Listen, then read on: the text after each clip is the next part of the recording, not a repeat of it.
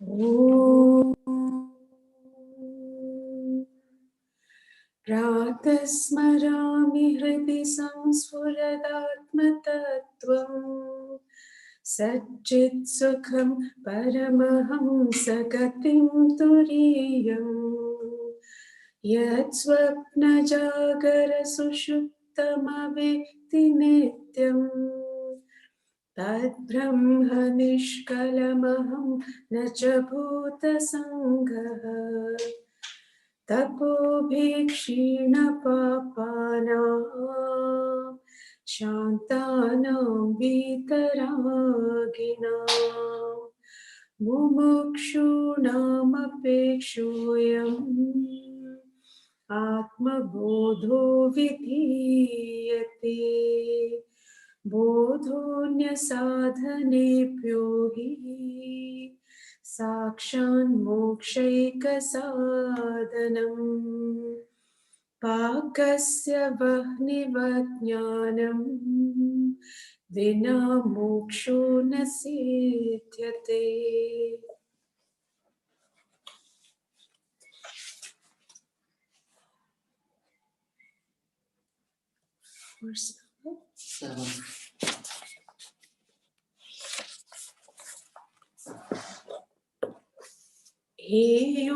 हेयोपादेयता तावत् संसारविटपाङ्कुरः स्पृहा जीवति यावद्वै निर्विचारदशास्पदम् प्रवृत्तौ जायते रागो निवृत्तौ देश एव हि निर्द्वन्द्वो बालवद्धिमान्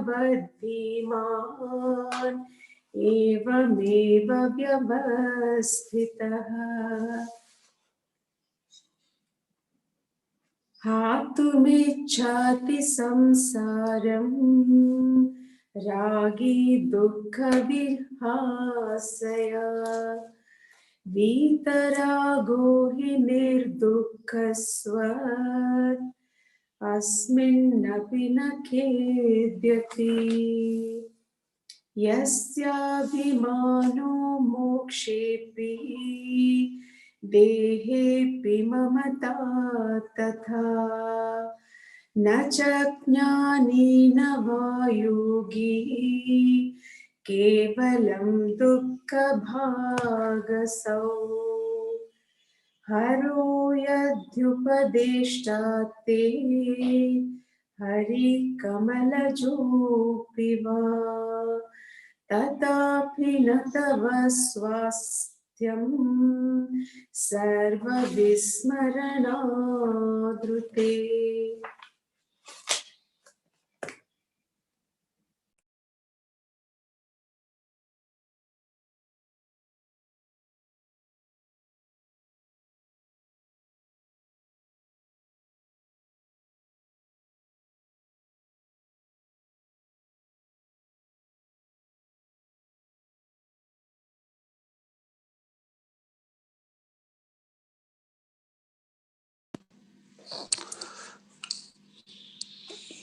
हरिओम। अध्याय नंबर 16 श्लोक नंबर 7। क्लैरिटी आ रही है फोटो में? जरा देखना, इस फोटो इज क्लियर? ओके। सो अध्याय नंबर 16 से शुरू कर रहे हैं, अष्टवक्र गीता वर्स नंबर 7 से। देखिए, चाहे आप कोई भी श्लोक ले लीजिए, आप बात सिंपल एक ही है, जो हो रहा है साक्षी बन जाओ, जो हो रहा है उस पे साक्षी बन जाओ। हम सब लोग इस एक शब्द को भूल गए, इन्वॉल्व हो जाते हैं हर चीज में, बच्चों में इन्वॉल्व हो जाते हैं, पैसों में इन्वॉल्व हो जाते हैं, मकान में इन्वॉल्व हो जाते हैं, आसक्त हो जाते हैं। और जब जब ये सुख नहीं देते तो अंतगत्वा अध्यात्म में जाके अटैच हो जाते हैं, स्वामियों से, गुरुओं से, परंपराओं से, मठों से, मठाधीशों से अटैच हो जाते हैं। क्योंकि जो अटैचमेंट का कीड़ा है वो हमेशा सनातन है, किसी ना किसी चीज से जुड़ा रहता है। वो चिंगम की तरह है, एक जगह चिपका, आपने वहां से हटाना है तो क्या करते, तो कहीं और लगा देते। सो बार बार शास्त्र आपको मुझको एक ही बात बोल रहे हैं और कोई बात नहीं, घुमा घुमा के, चाहे वो सात्विक बुद्धि हो, रासिक बुद्धि हो, तामसिक बुद्धि हो, कर्म हो, ज्ञान हो, गीता हो, भागवतम हो, पुराण हो, जो भी हो, वो अल्टीमेटली आपको क्या कह रहे हैं कि आप जो हो रहा है ना उसे छोड़िए ना उसे पकड़िए, ना उसे छोड़िए ना उसे पकड़िए, जो हो रहा है उसके प्रति साक्षी हो जाइए। जो हो रहा है उसके प्रति आप साक्षी भाव यदि रख लेते हो तो आपके अंदर जो ब्रह्म ज्ञान है वो धीरे धीरे आ जाएगा। कुछ नहीं करना, एक ऑब्जर्वर बनना है। ओके, मेरी हाइट इतनी है, मेरा कलर इतना है, मेरे पास इतनी इनकम है, इतने मेरे जान पहचान है, मैं इतना ही अफोर्ड कर सकता हूं।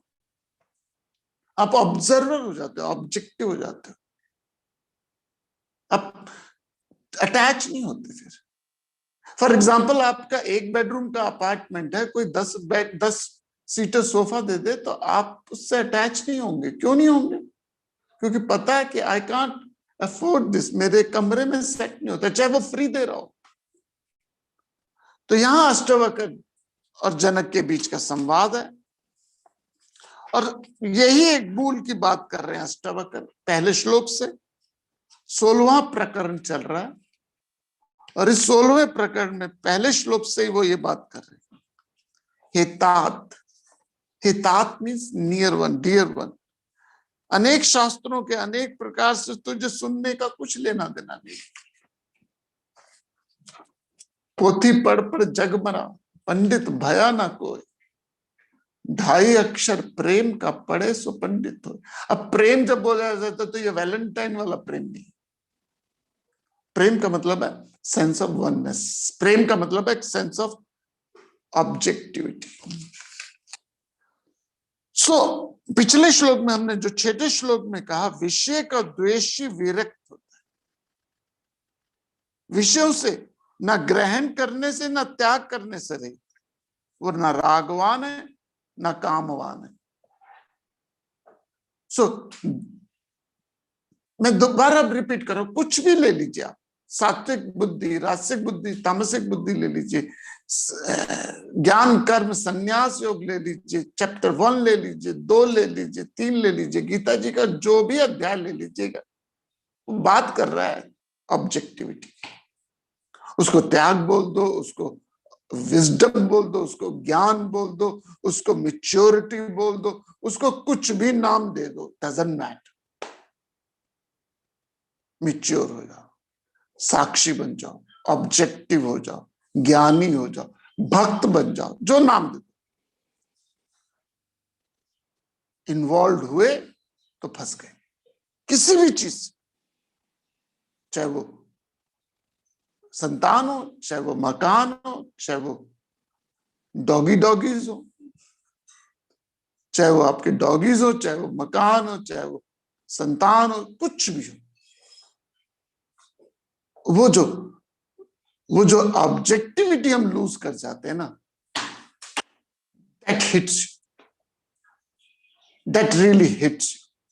सो हम सब लोग डिटैच होकर जीवन को जिए, एंजॉय करें। जैसे होटल के कमरे में रहते, होटल के कमरे में रहते हो, the best of the best facility लेते हो, the best of best function करते हो, the best of the best cutlery, crockery, towels, bedsheet enjoy करते हो, बट उससे आसक्ति नहीं है। क्यों? क्योंकि 4 दिन बाद चली जानी है। So it's not a pessimistic way of looking A life, but it is an objective way of looking at life. So अब हम शुरू करते हैं अध्याय नंबर 16 श्लोक नंबर 7 से शुरू करेंगे, and then we'll analyze what they are trying to tell us. Verse number 7, chapter number 16.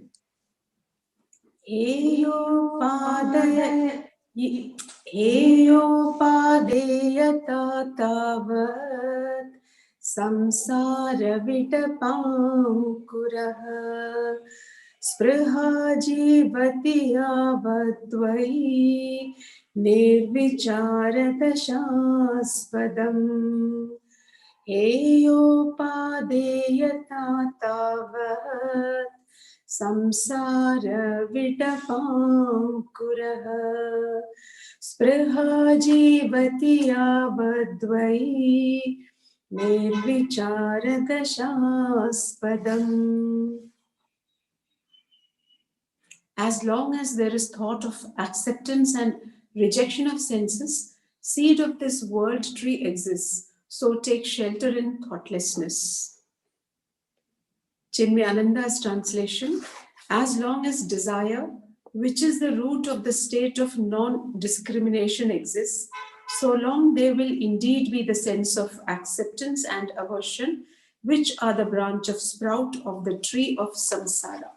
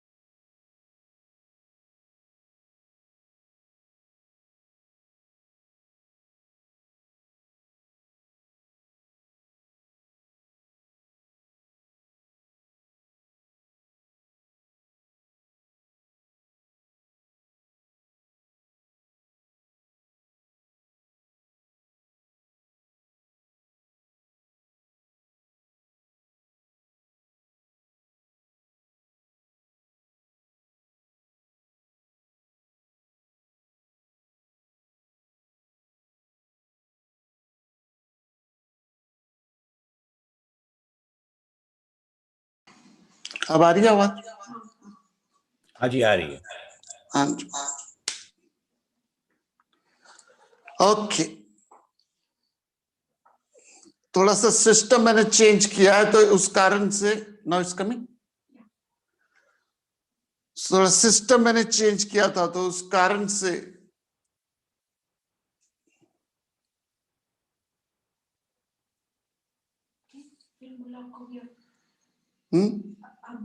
आ रही है आवाज? आ रही है जी। ओके। हर बार मैं कुछ ना कुछ नया जुगाड़ लगाता रहता हूँ, हर सीजन में सोचता हूँ कुछ डिफरेंट करता हूँ, कुछ जुगाड़ लगाता रहता हूँ। लेकिन 3 प्रकृति हैं। जरा मैं थोड़ा साइड में आता हूँ, इस विषय से हटा के थोड़ा सा साइड में आता हूँ क्योंकि लेटेस्ट थॉट था तो मैंने सोचा मैं बता दूं। एक होता है आपकी प्रकृति, 3 प्रकृतियां होती हैं। एक होती है आपकी प्रकृति, मेरी प्रकृति। दूसरी है जिस माहौल में रह रहे हो उसकी प्रकृति, और तीसरी है नेचर, प्रकृति, जिसे प्रकृति भगवान जो भी बोल दो। जब तीनों में सामंजस्य होता है तभी घटना घटती है, कोई कार्य होता है। अब आपकी प्रकृति में है स्वेटर पहनना और बाहर ठंड नहीं है, माहौल में ठंड नहीं है, तो आप क्या करोगे? नहीं पहन पाओगे। अच्छा, आपकी प्रकृति में है कुछ नहीं है और बाहर है तो भी नहीं आप करोगे। सो जब तीनों चीजें मिलती हैं तभी कार्य होता है। तो मेरी प्रकृति बोलने की है, आपकी प्रकृति सुनने की है, लेकिन ये गैजेट की अभी प्रकृति नहीं बन रही, तो हमें तीनों को सामंजस्य लेना पड़ेगा। So coming back to the basic idea, verse number 6 में 16:7 में भगवान कहते हैं, आदर्श अष्टवक्र कहते हैं, जब तक स्पृहा है, इंपॉर्टेंट पॉइंट है, जब तक स्पृहा है, स्पृहा मीन्स अटैचमेंट जीवित है, तभी तक अविवेक रहेगा, कंफ्यूजन रहेगी, जस्टिफिकेशन रहेगा। जब तक अटैचमेंट है कंफ्यूजन रहेगी, जब तक कंफ्यूजन है जस्टिफिकेशन रहेगी। और ये जस्टिफिकेशन जो हमारे अंदर है वो हमें क्या करती है, पंगा देती है। ये जस्टिफिकेशन है। डिजायर है, अब जब डिजायर है तो हम उसको ठीक करने का जस्टिफिकेशन दे देते हैं। नहीं नहीं, ये तो मुझे करना ही पड़ेगा ना, बच्चों के लिए बहुत जरूरी है, वाइफ के लिए बहुत जरूरी है, फैमिली के लिए बहुत जरूरी, देश के लिए बहुत जरूरी है। हम अपनी कामनाओं को जस्टिफिकेशन का जामा पहनाते हैं ज्यादातर। ऑनेस्टी से नहीं बोलते, yes I have a desire, what's your problem, I have a desire, what's your problem.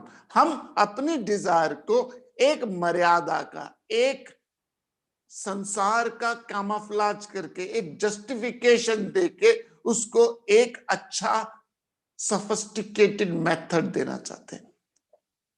Alcohol? No, yeah. No, I'm in a business or profession where I have to drink a lot. I don't have a particular desire. It's just simple justification. So दो school of thoughts आ जाते हैं दुनिया में, हेयो उपादेयो। दो school of thought, हेयो और उपादेयो। हेयो means त्याग, उपादेयो means ग्रहण। Means दो स्कूल ऑफ थॉट है, एक है जो त्याग पे बोलते हैं और एक होता है ग्रहण करो। ग्रहण करो मीन्स एंजॉय करो, जिंदगी की 4 दिन ऐश कर, जीना है एक बार, जीने से, मरने से पहले जीना सीख ले। लगे रहो मुन्ना भाई का गाना, ये मरने से पहले जीना सीख ले।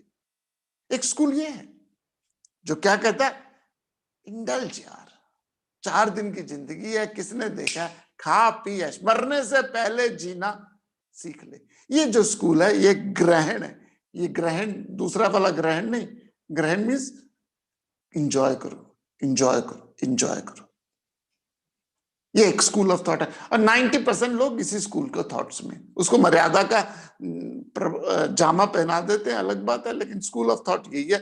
ज्यादातर लोगों का इच्छा है खत्म कर यार, खा पी ऐश कर, खत्म इच्छा। Oh, I really love to do this. I really love to go through this. I really love. Fair enough. This is the concept of ग्रहण करना। ग्रहण मीन्स एंजॉय करना। एक स्कूल ऑफ थॉट है जो कहता है छोड़ छोड़, सब छोड़, त्याग कर। नहीं नहीं, भोग विलास वूम्ब ऑफ सॉरो है, गीता जी भी कहती है भोग विलास वूम्ब ऑफ सॉरो है। वूम्ब ऑफ सॉरो मीन्स दुखों के घर है। भोग विलास परेशान करेंगे, भोग विलास ये संतान प्रॉब्लम है, परिवार प्रॉब्लम है, बच्चे प्रॉब्लम है, कार प्रॉब्लम, छोड़ छोड़ मना। ये स्कूल ऑफ थॉट है जो है त्याग। तो स्पृहा जब तक है, स्पृहा मीन्स अटैचमेंट जब तक है और उपादेय जीवित रहे। है और उपादेय मीन्स ये त्याग करूं, ये ग्रहण करूं, और ये संसार के वृक्ष को अंकुरित कर देगा। ये संसार बनाया किसने? आपका संसार बनाया किसने? खुद ने। किसकी डिजायर थी, किसकी स्पृहा थी कि ਤੁਹਾਡਾ ਵਿਆਹ ਹੋਏ? किसकी इच्छा थी ਤੁਹਾਡੇ ਵਿਆਹ कराने दी? ਤੁਹਾਨੂੰ किसने जबरदस्ती आपको वेदी में बिठाया था? जबरदस्ती पिक्चरों में जैसे दिखाते हैं वो विलन ने बिठाया था आपको, जबरदस्ती आपके फेरे कराए थे, तब तो लड्डू फूट रहे थे। किसकी इच्छा थी? आपकी। किसकी इच्छा थी मकान बने? नहीं, जरूरी है। जरूरी वरूरी मत बोलो मुझे, जरूरी वरूरी नहीं होता कुछ भी। मकान जो है वो सबसे स्टूपिड डिजायर में से एक डिजायर है, सच बताओ तो। लेकिन हम में अटैचमेंट पोसेसिवनेस इतनी है कि वी गेट इनटू, क्योंकि एक आई तो 10 प्रॉब्लम और लाती है। किसने बोला था आपको मकान में? आपने खुद। किसने कहा था न्याणे पैदा करो, बच्चे हो? खुद किया, खुद की क्रिएशन। कौन दुखी कर रहा है? कौन दुखी कर रहा है आपको? मकान नहीं कर रहा दुखी, संतान नहीं कर रही दुखी, जॉब नहीं कर रही दुखी आपको, व्यापार नहीं कर रहा दुखी। नहीं, मैं वो छोड़ नहीं रहा, मुझे छोड़ नहीं रहा। वो संत की कहानी मैं सुनाई थी आपको। एक संत के पास एक शिष्य गया, महाराज संसार नहीं छूटता मुझसे, संसार नहीं छोड़ रहा, संसार बड़ा माँ बाप नहीं मुझे छोड़ रहे, बच्चे मुझे नहीं छोड़ रहे, पत्नी मुझे नहीं छोड़ रही, जॉब मुझे नहीं छोड़ रहा, व्यापार मुझे नहीं छोड़ रहा। स्वामी चुप रहे, चुप रहे, कुछ नहीं बोले। थोड़े अगले दिन वॉक पे जा रहे थे स्वामी और शिष्य, और स्वामी सडनली पेड़ के साथ चिपक गया। हाँ, पेड़ मुझे नहीं छोड़ रहा, पेड़ मुझे नहीं छोड़ रहा, पेड़ ने मुझे अटैच किया हुआ, पेड़ ने मुझे पकड़ा हुआ। शिष्य कहता है ये क्या मजाक है भाई? गुरुजी ये क्या आपका कुकू हो गया, थोड़े से खराब हो गया दिमाग आपका? पेड़ नहीं छोड़ रहा, पेड़ ने पकड़ा कब है? ये तो आपने ही पकड़ा हुआ पेड़ को, पेड़ ने तो पकड़ा नहीं, और आपने पकड़ा हुआ पेड़ को, और पेड़ को कह रहे हो छोड़ नहीं रहा। संत हंसे और कुछ नहीं बोले और चले गए। शिष्य का द पेनी ड्रॉप्ड, यार मैं भी तो यही कर रहा हूं। आपने खुद बनाया, विवाह किया, खुद मकान बनाया, खुद बच्चे करे, खुद बिजनेस किया, खुद प्रोफेशन चुन किया, और यही आपके सर पे नाच रहे। यही भगवान कृष्ण का नाच है नाग के ऊपर, बहु शेष नाग के ऊपर। ये डिजायर है, उस पे क्या हो? पूरा वश हो, विवश ना हो। और ये ज्ञान जब हो जाए तो आदमी क्या हो जाता है? साक्षी हो जाता है, विटनेस हो जाता है, ऑब्जेक्टिव हो जाता है। आगे क्या कहते हैं देखते हैं, श्लोक नंबर 8।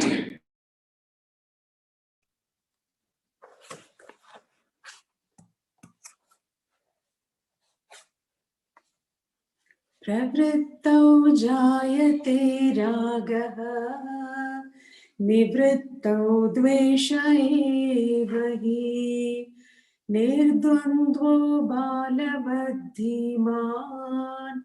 एवमेव व्यवस्थितः। प्रवृत्तौ जायते रागः, निवृत्तौ द्वेष एव हि, निर्द्वन्द्वो बालवद्धिमान् एवमेव व्यवस्थितः।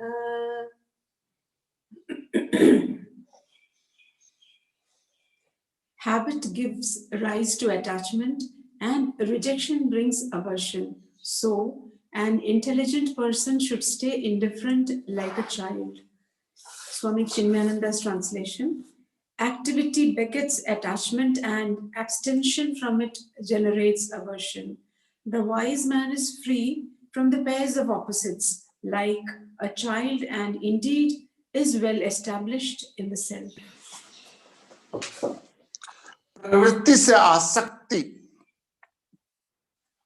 प्रवृत्ति से आसक्ति और निवृत्ति से द्वेष उत्पन्न होते हैं, अतः बुद्धिमान बालक के समान निर्द्वंद होकर स्थित रहे। प्रवृत्ति से आसक्ति होती है और निवृत्ति से द्वेष पैदा होते हैं। ये ग्रहण और राग, ग्रहण से राग होता है और निवृत्ति से द्वेष होता है। बहुत इंपॉर्टेंट बात बता रही हूं और खास बात है। दोनों ईगो हैं और आखिरी का श्लोक उसी पे हिट मारेगा। If all goes well we will do verse number, आखिरी का श्लोक 11 है, if we make it time, otherwise कल तो करेंगे। देखिए, ग्रहण, ग्रहण मीन्स प्राप्त करना, उससे राग होता है। आपको पास कार है, आपने कार प्राप्त करी, मकान लिया उससे अटैचमेंट होती है, ऑब्वियस है, you don't need rocket science. तो कहते हैं जब अटैक ग्रहण करते हो, कोई चीज प्राप्त करते हो, तो उससे अटैचमेंट होती है। श्लोक नंबर 8 कहते हैं प्रवृत्ति से राग होते हैं, प्रवृत्ति मीन्स प्राप्त करने से राग होते हैं, आसक्ति होती है, और निवृत्ति से द्वेष पैदा होता है। इसलिए बुद्धिमान पुरुष द्वंद्व मुक्त होकर बालक के समान एक समान रहता है। सन्यासियों को ज्यादा गुस्सा है, खुंदक है, द्वेष है। निवृत्ति में द्वेष होता है, क्योंकि आप निवृत्त कब करोगे? जब उसमें कमियां निकालोगे। कमियां जब निकालोगे तो द्वेष ज्यादा आएगा, और जब द्वेष ज्यादा आएगा तो उस पर चर्चा ज्यादा होगी। तो बेकार है, ये तो बेकार है। नया नया मुल्ला नमाज बहुत पढ़ता है, नया नया पंडित पाठ बहुत करता है। जब आप कोई चीज नहीं करो ना, दूसरी चीज छोड़ो, तो दूसरी में कमियां बहुत निकालते हो। अब पुरानी कंपनी छोड़ के नई कंपनी ज्वाइन करो, पुरानी कंपनियों में कमियां निकालोगे, बेकार थी, उसमें तो ये नहीं था, यहां तो इससे बढ़िया, यहां से बढ़िया। सो जो साधुओं में डिटैचमेंट का गुस्सा होता है, द्वेष होता है। और अगर राग अटैचमेंट है तो द्वेष भी अटैचमेंट है। ना राग हो ना द्वेष हो, वो वैराग्य है। अब नाई के पास बाल कटवाने गए, नाई के बाल कटवाने गए, बाल से क्या आपको अटैचमेंट, छोड़ के चले गए। अब द्वेष है उससे, ना राग है ना द्वेष है, साक्षी। सो यदि भोगियों को, सन्यास गृहस्थों को राग का बीमारी है, यदि गृहस्थ को अटैचमेंट की बीमारी है, राग की बीमारी है, तो सन्यासियों को द्वेष की बीमारी है। क्योंकि वो कम है तो वो प्रकट कम करते हैं, लेकिन अंदर ईगो बढ़ी हुई है उनकी, कि लत मार के आ गया, छोड़ दिया, कोई अटैचमेंट नहीं, परिवार को छोड़ दिया। राग और द्वेष दोनों से जो मुक्त है, ना राग है ना बालक की तरह। शास्त्रों में बार बार शब्द है बालक की तरह, बालक की तरह। शास्त्रों में बार बार बालक शब्द आने का प्रयोजन यही है कि हम सब लोग ये समझ लें कि शास्त्र हमेशा सहज भाव को बहुत महत्व देते हैं। शास्त्रों के अंदर यदि कोई चीज सबसे ज्यादा महत्व दी जाती है तो वह सहज भाव। सहज हो जाओ। ये जो चोला ओढ़ के दिखावे का हम लेके बैठ जाते हैं, तो न ग्रहण से राग होता है, तो निवृत्त से द्वेष होता है। पकड़ने से अटैचमेंट होती है, छोड़ने से द्वेष होता है।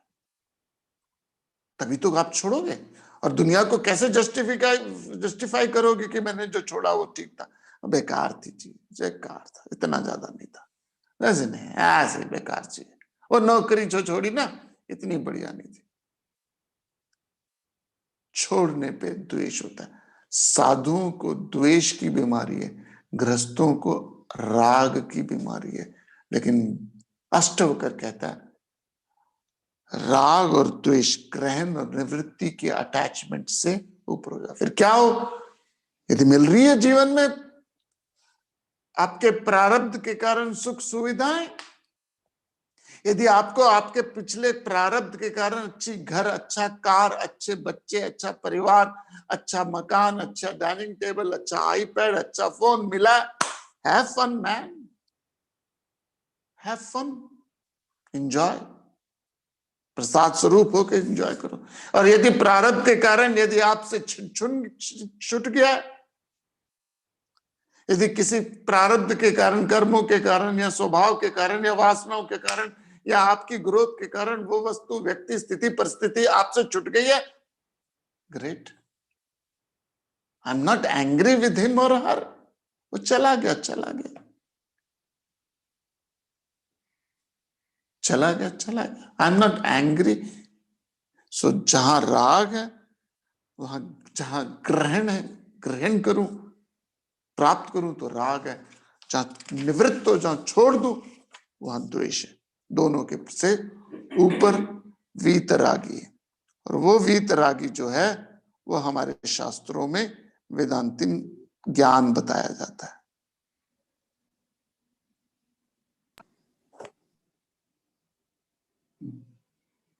हातुमिच्छति संसारं रागी दुःख जिहासया वीतरागो हि निर्दुःखः तस्मिन्नपि न खेद्यति। हातुमिच्छति संसारं रागी दुःख जिहासया वीतरागो हि निर्दुःखः तस्मिन्नपि न खेद्यति।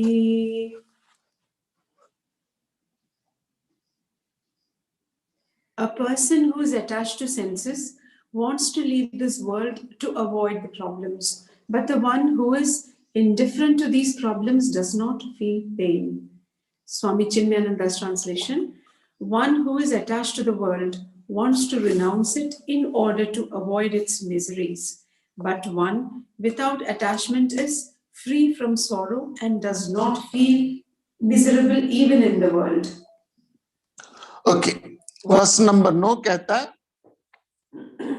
विषयों में आसक्त पुरुष दुख से बचने के लिए संसार को त्याग करना चाहता है। वह विरक्त ही सुखी है जो उन दुखों में भी खेद नहीं करता। There is no guilt within him, there is no guilt within. Guilt नहीं है दुखों से भी न सुखों से भी। वीतराग।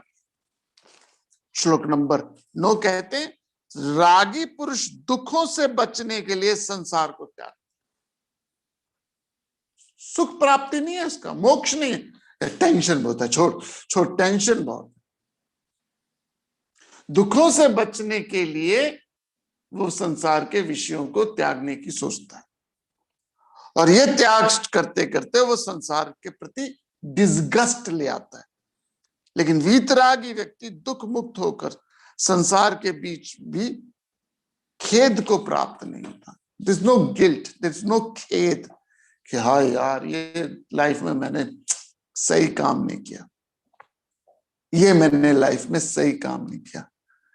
विषयों से किसी से भी खेद नहीं है। अब आइए इंपॉर्टेंट बात, वो है हम लाइफ लॉन्ग खेद करते हैं। कल एक मैं ऋषिकेश के रास्ते से आ रहा था, हरिद्वार में एक स्वामी जी से मिला, वेदांतिन है, बड़े श्रेष्ठ पुरुषों में से एक है। तो सन्यास लिया हुआ है, मेरे से उनकी 1 साल उम्र बड़ी है। तो मैंने पूछा अपने परिवार क्या, तो उन्होंने जवाब, कहते हैं नहीं, हम अपने जो छोड़ा है उसके बारे में हम चर्चा भी नहीं करते। छोड़ के आ गए हम, उसकी हम चर्चा भी नहीं करते। ठीक, बिल्कुल मर्यादा है जी। उस पर चर्चा भी नहीं करी कि उन्होंने, कि उनका परिवार कहाँ, बैकग्राउंड कहाँ थी। बट ये उन्होंने बताया 17-18 साल की उम्र में वो गुरु के पास चले गए थे। नाउ मैंने उनसे पूछा, मैंने कहा आपको कभी ये लगा, हुआ है, अफसोस हुआ है, आई यूज द वर्ड अफसोस, कि आपने सन्यास लेके कुछ गलती करी? I asked this question. मेरे साथ मेरे 3 स्टूडेंट्स भी थे, हम ऋषिकेश से दिल्ली आ रहे थे। तो मैंने पूछा, आपको कभी लगा कि आपको कभी अफसोस हुआ, क्योंकि 17 साल की उम्र में आप आ गए, सन्यास ले लिया, और आपको कभी अफसोस हुआ कि आपने सन्यास लिया? And he very honestly he said, जब 20-22 साल का था हुआ मैं, सन्यास के 3-4 साल बाद, तो आया एक विचार कि यार, ये am I doing the right thing? अफसोस का थोड़ा सा विचार आया, आई एक्सेप्ट इट, बट वो क्षणिक था, एक थॉट था, और उस थॉट को आगे मैंने बढ़ने नहीं दिया और ना ही वो बात बढ़ी। सो यहां पे वही कहते हैं, खेद नहीं होता, एक अफसोस हो लाइफ में, यार ये रह गई बात हमसे। वो अफसोस जो है ना, वो आदमी को दोबारा फिर जन्म देगा।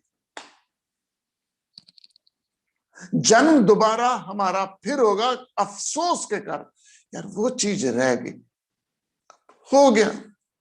अब कुंभ है, कुंभ है हरिद्वार में, और उस हरिद्वार के कुंभ के जो शोभा यात्रा है, वो बैठते शोभा यात्रा में हाथी पे बैठ के जाते हैं। फिर मैंने पूछा क्वेश्चन, मैंने कहा जब आप हाथी पे बैठ के शोभा यात्रा करते हो, शोभा यात्रा में जब जाते हो, तो क्या अंदर भाव फूट रहे होते, अंदर क्या विचार चल रहे होते? वो कहते पहली पहली बार उज्जैन वाले कुंभ में मैं बैठा था तो लड्डू फूट रहे थे, लेकिन अब इट्स ऑलराइट। कहते उससे ज्यादा मुझे खुशी कब हुई थी, जब मैं पहली पहली बार लंदन गया था। जब लंदन गया, मुझे शायद उस शोभा कुंभ की शोभा यात्रा में, कुंभ की शोभा यात्रा से ज्यादा जब गुरुजी ने कहा आपको लंदन ले जाते, बट नाउ इट्स ओवर। सो अफसोस ना हो लाइफ, ये अफसोस ना रह जाए आपकी लाइफ में कि गीता मैंने पूरी पढ़ी नहीं, ये अफसोस ना रह जाए आपकी लाइफ में कि मैंने ये शास्त्र पूरा अध्ययन नहीं किया। या अफसोस इस बात का भी हो सकता है कि मैंने ये चीज नहीं खाई, ये चीज नहीं देखी, हो सकता है, लेकिन वो इतना नहीं होता। आपको अफसोस है कि आपने दुर्यन नहीं खाया, आपको अफसोस है कि आपने बंजी जंप नहीं करी, आपको अफसोस है कि आपने ये शहर नहीं देखा, नहीं है। लेकिन अगर अफसोस होता है, शंका भी होती है कि जिंदगी में उसका खेद हो, अफसोस हो, go through it and experience it, as long as it's ethical desire, as long as it is an unethical desire, go through experience and exhaust it। क्यों? क्योंकि लास्ट में आपको उस डिजायर ना पूरी करने का जिंदगी के किसी मोड़ पे अफसोस ना रह जाए, and then you won't able to capable, you are not capable to exhaust your desire, and वो डिजायर आपको दोबारा फिर संसार में पंगा देगी। तो वीतराग खेद को प्राप्त नहीं करते। श्लोक नंबर 10, अध्याय नंबर 16।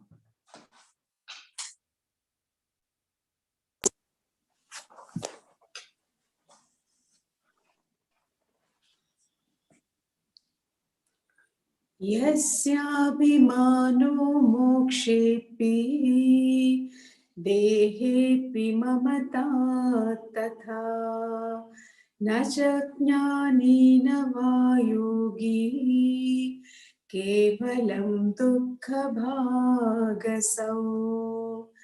यस्याभिमानो मोक्षेऽपि देहेऽपि ममता तथा न च ज्ञानेन वा योगी केवलं दुःखभागसौ।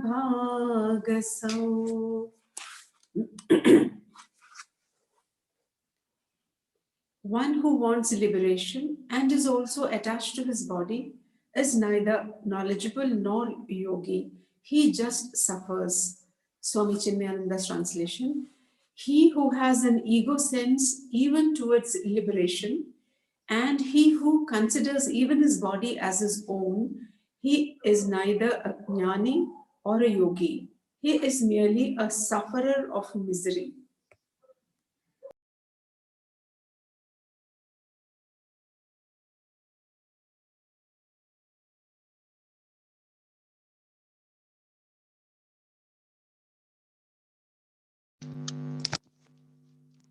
मोक्ष भी चाहता है और शरीर से आसक्त भी है। इसलिए जो मोक्ष भी चाहता है और इस शरीर में आसक्ति भी रखता है, वह न ज्ञानी है और न योगी, बल्कि केवल दुख को प्राप्त करने वाला है।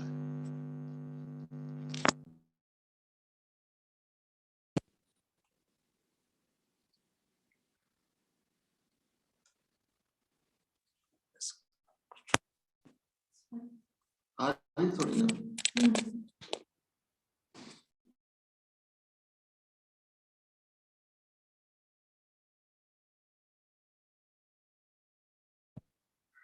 Okay, clear?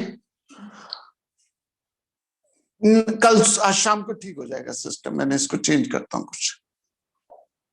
क्या कहते हैं यहाँ पे अष्टोकर? जिसका मोक्ष के प्रति अहंकार है और वैसे ही शरीर के प्रति ममता है, वह न ज्ञानी है न योगी, केवल दुखी का भोगी। मोक्ष का अहंकार नहीं हो सकता, और अगर मोक्ष का अहंकार है तो वो मोक्ष नहीं है।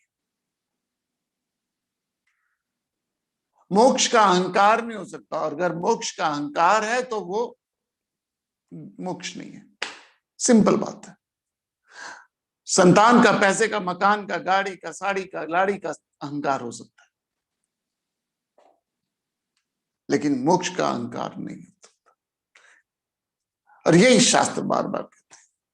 अहंकार अध्यात्म में रिचुअल्स का हो सकता है, नाम का हो सकता है, यश का हो सकता है, ज्ञान का हो सकता है।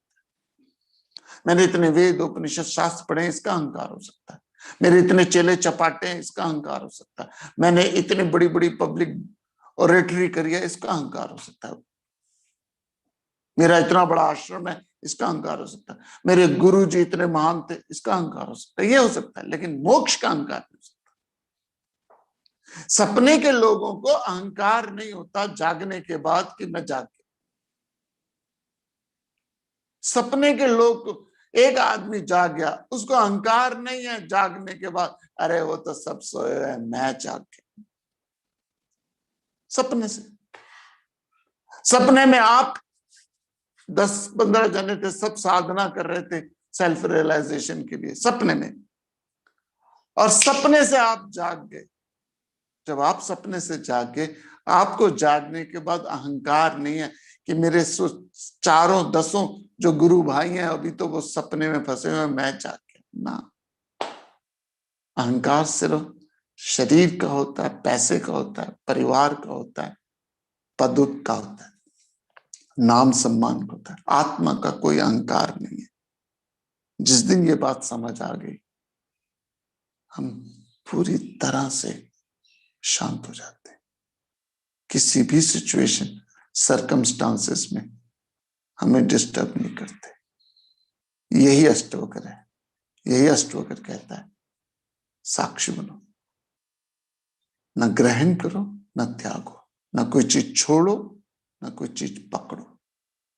जो हो रही है एक विधि के नियम के अनुसार आपके सामने आई है, और वो आके चली जाएगी।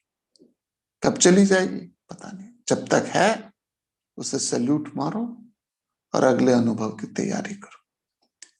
कल सुबह हम जब आए मिलेंगे तो आखिरी श्लोक है, और बहुत इंपॉर्टेंट श्लोक है ये सबसे पावरफुल वर्सेस में से एक है। वर्स नंबर 11, श्लोक number, chapter number 16। Will do it tomorrow, but शाम को हम भगवत गीता का अध्याय नंबर 11 करेंगे। इसी विचार के साथ हरिओम तत्सत।